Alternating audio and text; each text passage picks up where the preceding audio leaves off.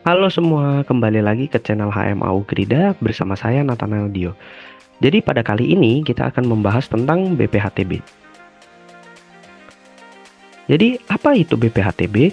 BPHTB atau Bea Perolehan Hak Atas Tanah dan Bangunan merupakan pungutan atas perolehan hak atas tanah dan atau bangunan.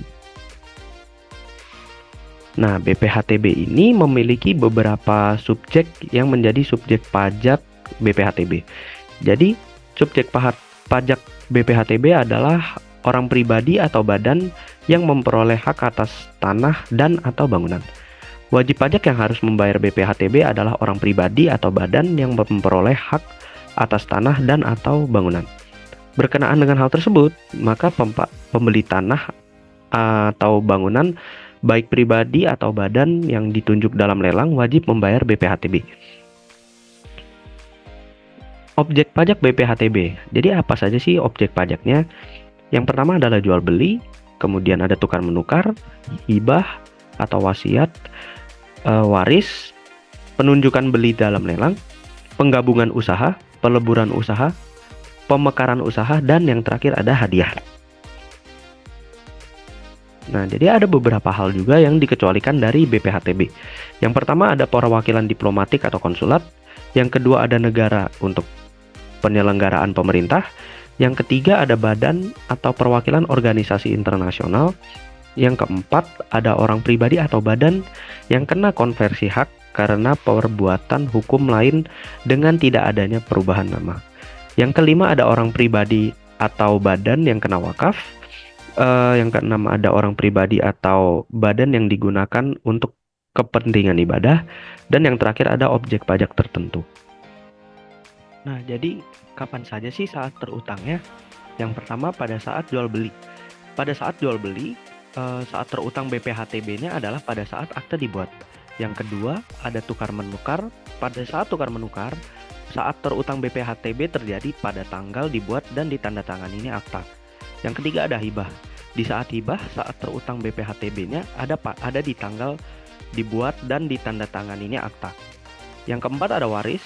Pada saat waris, saat terutang BPHTB ada pada tanggal penerima waris atau yang diberi kuasa oleh penerima waris mendaftarkan peralihan haknya ke kantor bidang pertahanan untuk waris.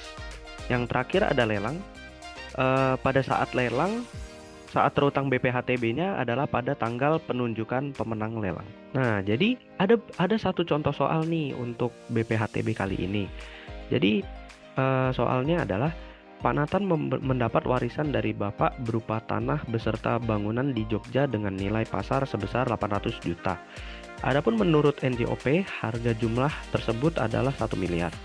Pemerintah Kota Jogja menetapkan NJOP TKP untuk warisan adalah sebesar 300 juta.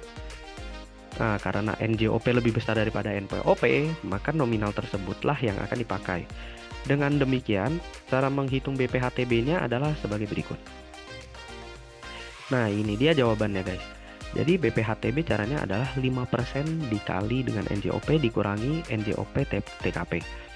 Nah, 5% dikali 1 miliar dikurangi 300 juta, yang hasilnya adalah 5% dikali 700 juta, yang akhirnya BPHTB-nya adalah 35 juta.